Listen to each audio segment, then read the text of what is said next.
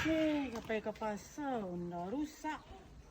Pesan Gojek ni tiba-tiba dia nama. Kok lah yang tiba dia. Yang aku.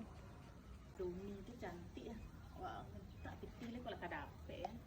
Tu ongkos ni ke pasar pun nak ada. Tak biar orang cantik nanti.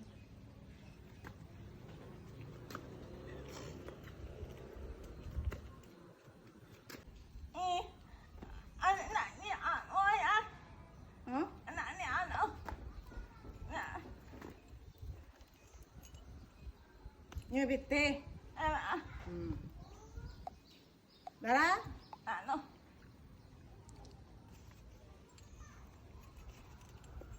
Dari mana tadi?